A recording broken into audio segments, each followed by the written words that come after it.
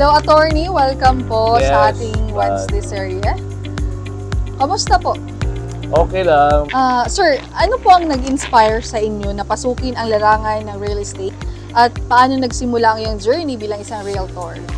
Actually, minsan siguro sa kapapanood ko sa TV, nanonood ako yung channel ba yung house flipping sa Davao Channel 202.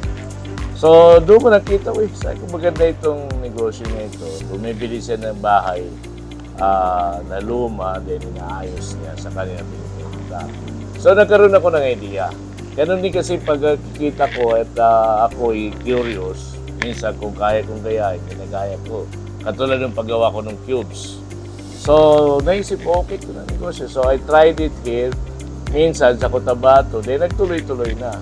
So, I think marami na rin ako na flip na pago na bahay. Pero yung iba, nabenta na. Yung iba, pinaparentahan. Saan mo ba nakikita yung mga bahay na binibili mo, sir? Usually sa Facebook. Di ba marami dyan, real estate sa Cotabato or saan man. So, nagtatanong ako, magkano? How much?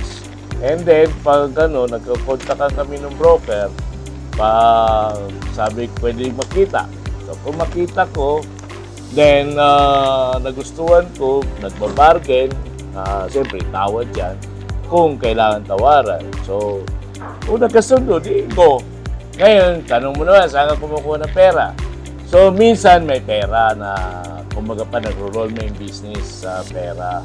And then, kung wala naman, nandiyan ang bangko. Utang ko sa bangko. So, the bank will pay for whatever I want.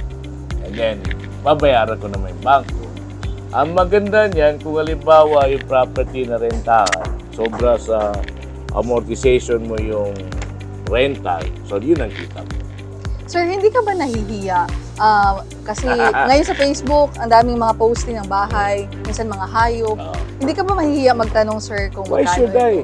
In fact, nakakatulong ka dun sa nagbibenta. The moment na nagsabi ka na magkano, ibig sabihin, it shows that some people are interested in what you are selling.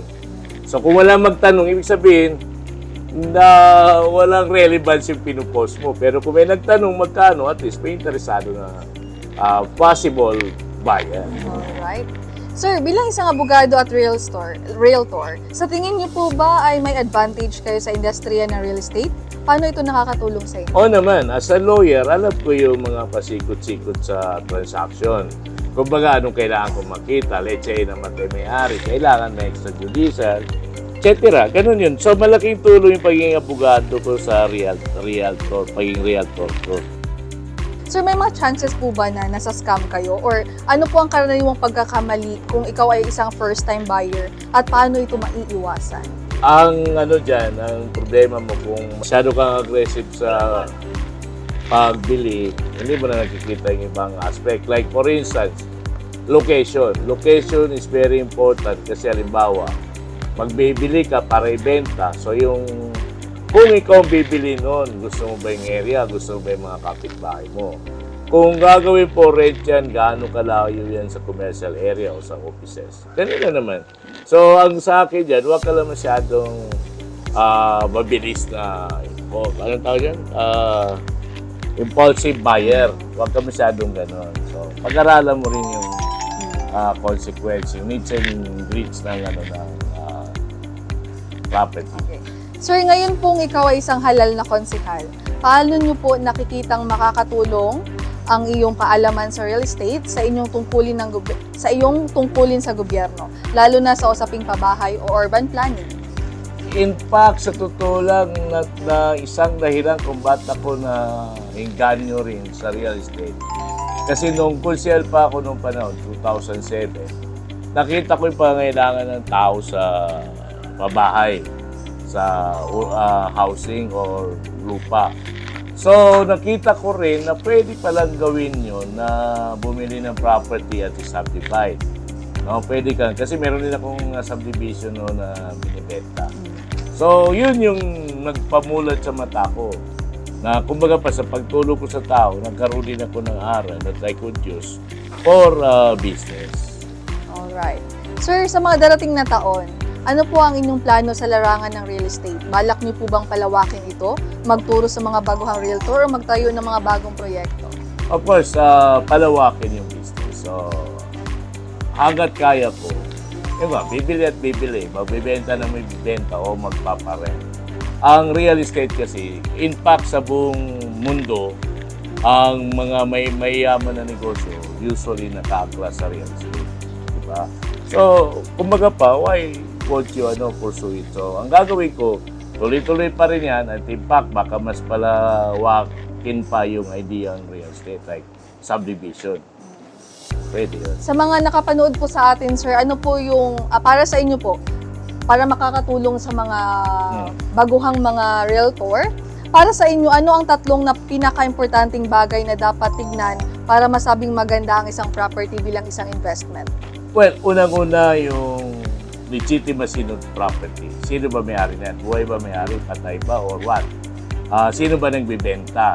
Kasi diyon ka may scam kung may problema. Actually, by experience, nangyari na rin sa akin na minsan, yung title pala ay nakasangla.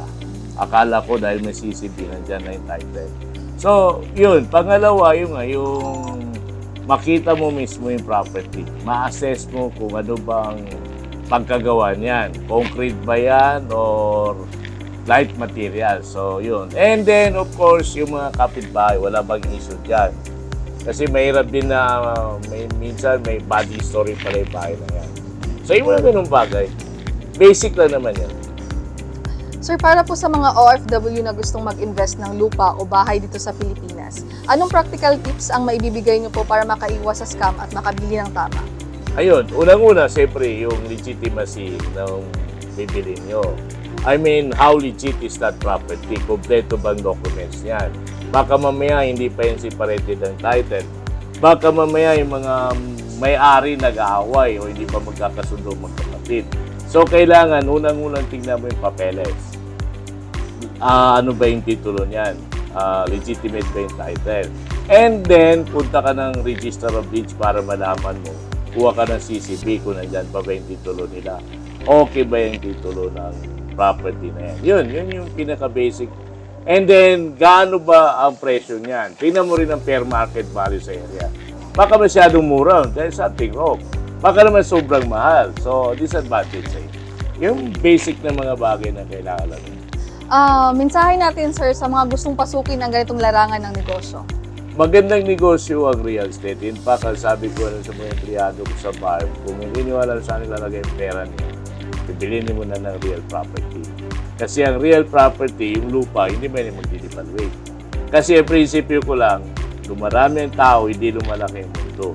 So in other words, law of supply and demand, magdami ang magdi-demand ng lupa. At kukonti na yung lupa. Kasi hindi nga lumalaki ang mundo.